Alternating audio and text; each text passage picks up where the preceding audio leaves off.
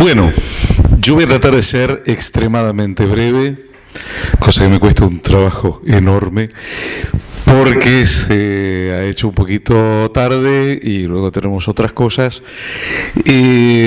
Y solamente voy a hacer algunas reflexiones, porque además es bastante obvio, mirando la lista del excelente evento de hoy, que lo mío es lo menos importante, y lo tengo absolutamente claro. Por otra parte, el nivel que ha tenido este encuentro hasta ahora ha sido extraordinario. Yo no podría menos que bajarle ese nivel, así que trataré de ser lo más rápido posible. Y voy a contar un episodio que surge de algo personal. Cuando se estaba debatiendo, allá por el 2006, la reforma a la ley de trasplantes, que es una ley cuya redacción me cupo el honor de dirigir en su oportunidad a principios de los años 90, se estaba debatiendo la reforma a la ley de trasplantes, introduciendo el llamado donante presunto, al que se refirió magistralmente el doctor Martí. Como yo en ese momento era asesor del Senado de la Nación, convoqué a una querida exalumna mía, Viviana Figueroa. ¿La conocés, Noemí? Viviana ha sido la primera graduada Colla de la Facultad de Derecho de la Universidad de Buenos Aires, y hoy que el tiempo ha transcurrido, puedo decir que Viviana es la primera doctora Colla de la Universidad de Buenos Aires en un área jurídica. Viviana realmente viene de la cultura Colla del noroeste argentino y participa de dicha cultura.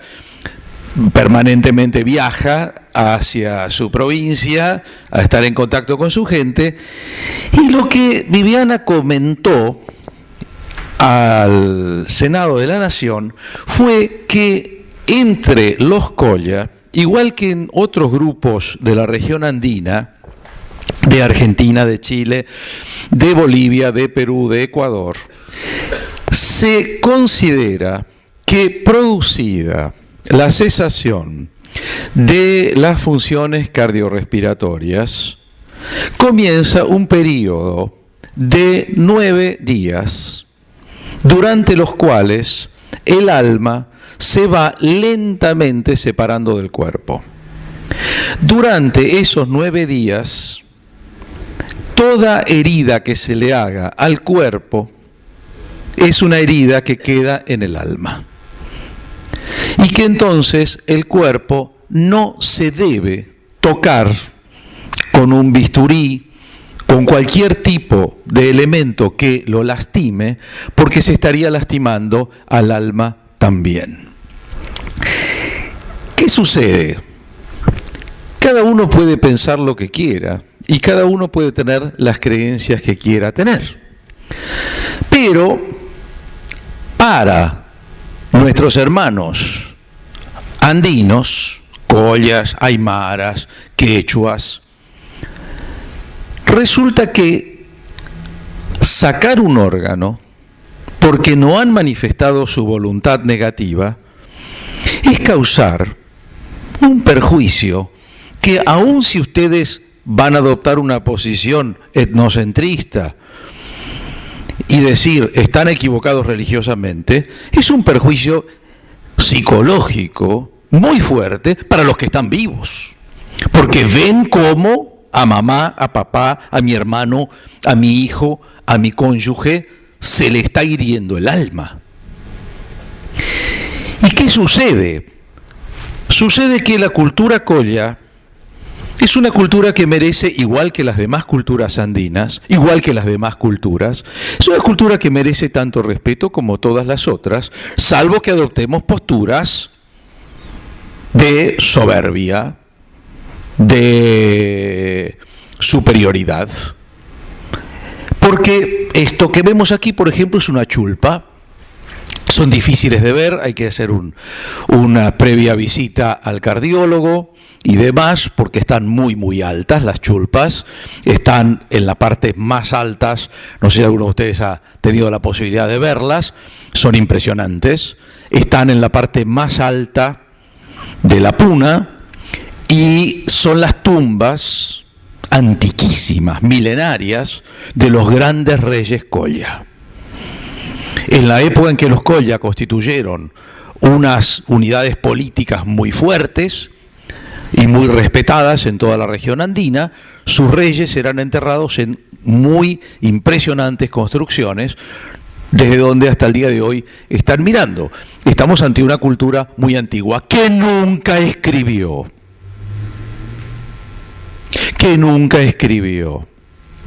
Porque entre los pueblos andinos no había una cultura de la escritura. Ni los quechua, los que conocemos como inca, escribían, ni los aymara, ni los shuar, ni ninguno de los otros grupos andinos.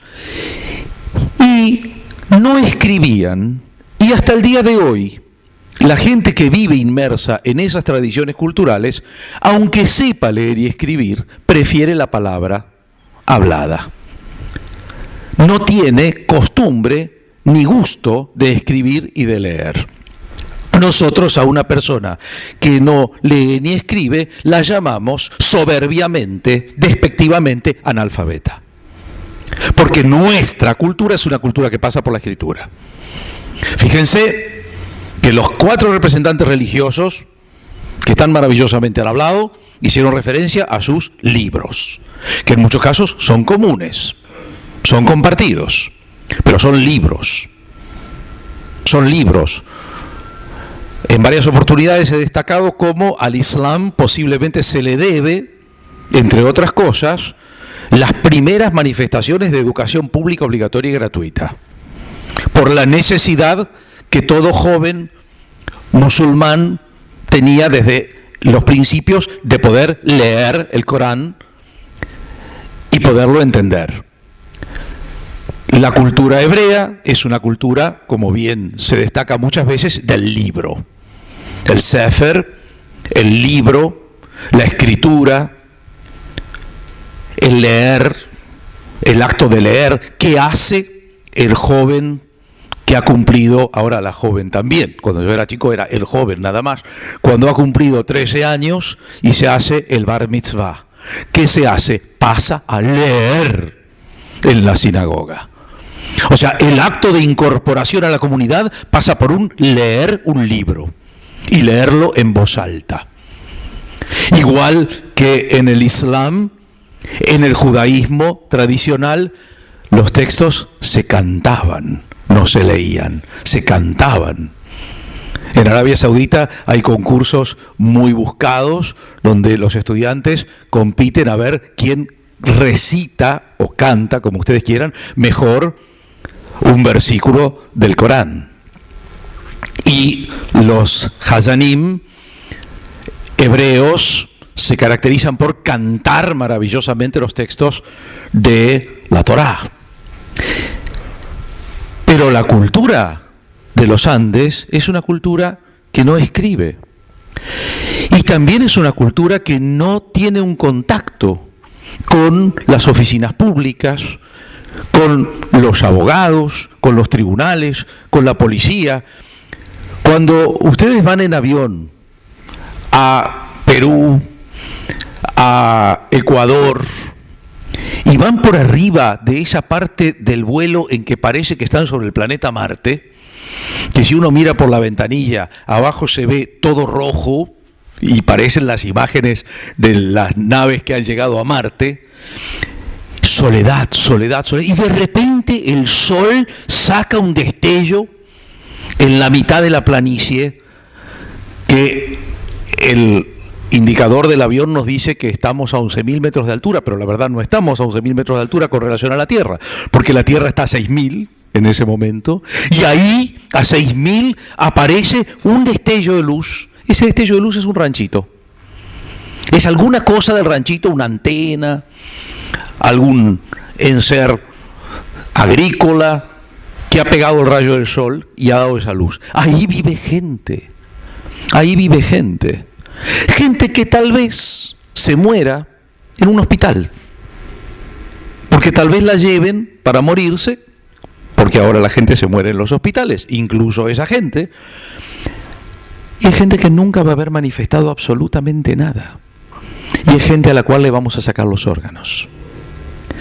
No puedo olvidarme, porque me da mucha tristeza, que mientras Viviana hablaba estas cosas, el señor ministro de Salud de ese momento, el doctor Ginés, hablaba con otra persona, con un senador. No le prestó atención a una palabra de lo que Viviana dijo. A una palabra de lo que Viviana dijo. Por supuesto, la reforma salió y legem habemus. Me lleva a reflexionar simplemente, esto me lleva a reflexionar, es divertidísimo como la gente siempre cuando cambia apunta a la pantalla y no al aparato, ¿no? Pues una cosa es inevitable, es inevitable, uno siempre tiende a apuntar a la pantalla. Lo cierto es que tenemos que asumir que vivimos en sociedades pluriculturales. Esto es algo que no tenemos claro.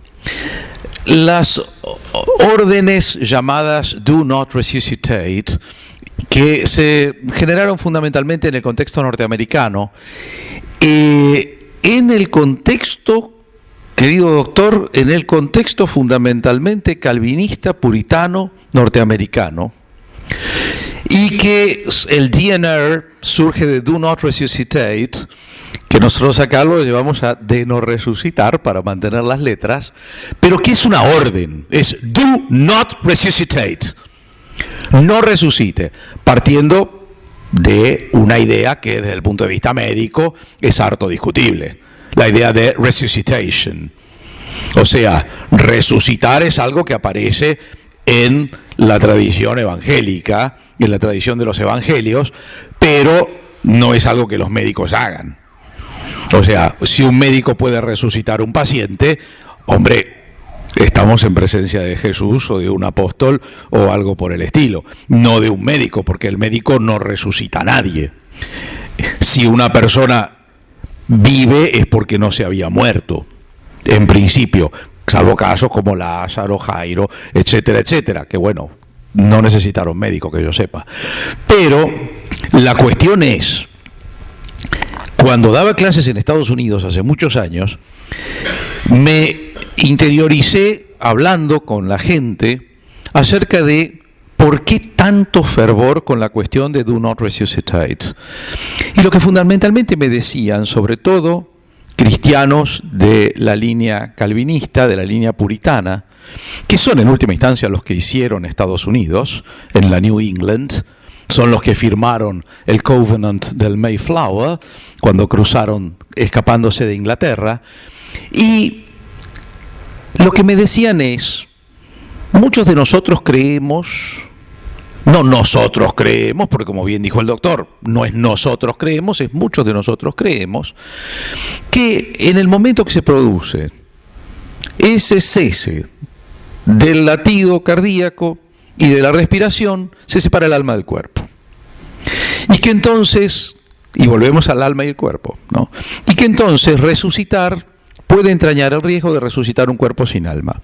A mí, que me apasiona el cine, inmediatamente me encontré una cantidad de películas de terror norteamericanas de los años 60 y 70, sobre todo, de personas resucitadas que son resucitadas sin alma. Y entonces se vuelven malísimas, y personas que eran un dulce y una belleza y pura caridad a todo el mundo se transforman de vuelta cuando regresan en unos maliciosos que, bueno, ya son violadores y abusadores y muy malas personas, y capaz que incluso se dedican a la política. Pero, lo cual, bueno, ni siquiera tanto llegan. Durante muchos años, cuando ejercí la abogacía, antes de ya felizmente hace mucho tiempo dedicarme solo a la vida académica, fui abogado, y qué lindo, pues un honor muy grande que tengo y una alegría que siempre recordaré, de los Testigos de Jehová, de la Asociación de los Testigos de Jehová, durante mucho tiempo. Y me tocó ir varias veces a los tribunales y ser discriminado, muy duramente discriminado a veces discriminado porque creían que yo era testigo de Jehová, y otras veces discriminado porque me decían: doctor, ¿cómo usted, catedrático de la facultad, etcétera, etcétera, puede estar vinculado con esta gente? Bueno, los testigos de Jehová, por ejemplo, que no habían sido mencionados acá, aunque elípticamente sí, un poco en la excelente conferencia del doctor recién, usan desde hace mucho tiempo esta carterita, este documento médico, para que no se les den transfusiones de sangre. Y si bien han hecho una enorme cantidad de publicaciones, estudios y demás acerca de los efectos nocivos que puede tener una transfusión de sangre, la verdad es que ellos se oponen a la transfusión de sangre porque interpretan que la transfusión de sangre es una conducta prohibida en la Biblia. Y tendrán razón o no tendrán razón. Y entonces yo recomiendo a todos que vean en el YouTube, ahí puse el vínculo, es un poco largo, pero del grupo brasileño Porta dos Fundos, que es un grupo espectacular cómico, que sus producciones las hace en YouTube. Este video, que dura apenas 3 minutos 20, que se llama, o sea, en Brasil lo conocen como Deus de Polinesio. Sí, esa es una buena idea, fotografiarlo para que tenga el vínculo. Se llama Deus de Polinesio, Dios es polinesio. Resulta que una señorita cristiana, muy toda bien prolija, etcétera, etcétera, se muere y se despierta y se encuentra con que Dios es este tipo. Y le dice, ¿cómo usted es Dios? Dice, y yo toda mi vida hice mis devociones y todo, y fui a misa. Dice, mas Deus sou eu. Y Deus sou eu que soy polinesio. Y empieza a bailar y todo. Y a mí me parece espectacular. Porque la gran verdad de la historia es que no sabemos. Y que es cierto que podemos tener fe, que podemos tener una gran creencia, etcétera, etcétera. Pero lo que tenemos que tener por encima de todo es respeto. Y respeto no significa te tolero, te aguanto. En tu excelente introducción mencionabas el periodo de Al-Ándalus. Igual que otros periodos, han sido periodos de tolerancia. Tolerancia no es respeto. Tolerancia es decir, estás equivocado, pero igual te aguanto y no te mato. O no te pego. Y respeto es decir, hombre, capaz que tengas razón. Porque la verdad yo no sé si yo tengo razón. Capaz que tú tengas razón.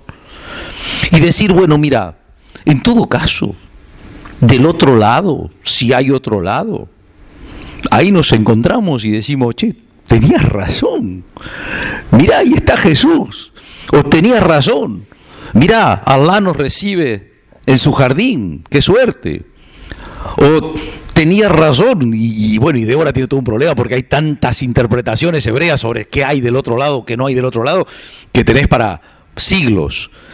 Pero la verdad, y si Dios es polinesio y nos recibe bailando con una ceremonia balinesa, ¿qué hacemos?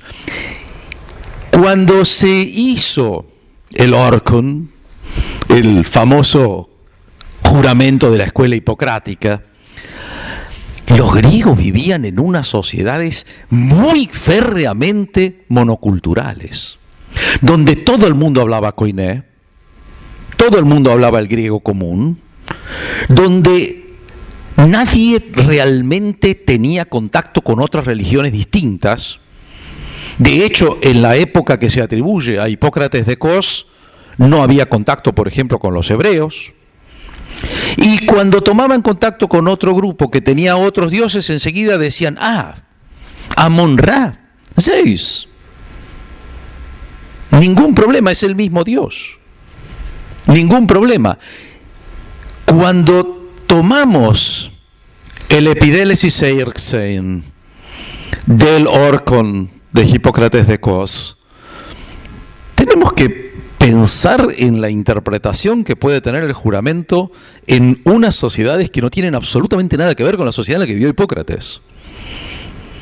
Unas sociedades que son, esta fotografía la tomé en el mercado donde voy a hacer las compras 2 veces por semana durante la parte del año que me toca vivir en Girona, en Cataluña, cerca de Francia. Y me encanta ir al mercado porque el mercado es una exposición de diversidad cultural. Nosotros acá no tenemos la diversidad cultural que tienen los europeos. Donde están juntas, a esta foto la tomé ahora en invierno, pero ahora cuando vuelva, Dios mediante, en verano, es más grande porque está la chica con mini falda y un escote maravilloso y al lado está la señora musulmana, toda cubierta hasta los pies, y luego están los señores hindúes con sus turbantes, y luego están los señores que vienen de África, característicamente los nigerianos, que tienen esos trajes espectaculares. A mí me regalaron trajes nigerianos, pero yo quedo ridículo porque soy bajito y gordo, y ellos son altos y esbeltos, y les queda maravilloso. Y esas son las sociedades en las que vivimos ahora. Y está buenísimo que vivamos en esas sociedades. Está genial que vivamos en esas sociedades. Está genial. Yo en la facultad, en Girona, tengo mis alumnas, y en Barcelona era peor todavía, tengo mis alumnas sentadas juntas, y tengo a la chica que está con minifalda al lado de su amiga que tiene el hijab. Y luego se van caminando juntas. Y luego se van a tomar un café. Es más, el 8 de marzo, el Día de la Mujer, me pasaba por abajo todo un grupo de chicas gritando por los derechos de la mujer, donde varias de las chicas llevaban indumentarias musulmanas. Características. Hay mucha mujer musulmana en este momento involucrada en los movimientos por los derechos de la mujer, sin dejar de ser musulmana, como muchas mujeres judías también. Como muchas mujeres judías también. La semana que viene tengo una conferencia en Chile donde voy a hablar del cine y el género, y una de las películas que he colocado es la película Get, Hamishpat Shel Vivian Amsalem, que es una película israelí que plantea las cuestiones, los problemas que se le presentan a una mujer en un divorcio ante los tribunales rabínicos en Israel. Y esta otra foto, que también la saqué yo, ahí no estoy en la foto, pero acá estoy abajo, en nuestro hermano Brasil, participando ahora hace unos pocos meses en una ceremonia del candomblé. Yo practico a veces el candomblé porque me gusta mucho y me parece extraordinario. Me encanta una religión donde los hombres no podemos ser sacerdotes, solamente las mujeres. Y ese es el mundo en el que vivimos. Lo interesante es que la segunda señora que está allí es doctora de la Universidad de Buenos Aires. Entonces, ese mundo que vivimos es el mundo para el cual tenemos que legislar hoy en día, tenemos que dar sentencias hoy en día, y tenemos que considerar estos problemas hoy en día. Dejar de lado las soberbias, dejar de lado los etnocentrismos, dejar de lado la mera tolerancia y asumir de brazos abiertos el respeto, que en última instancia es la manifestación fundamental y enorme del amor al prójimo. Gracias.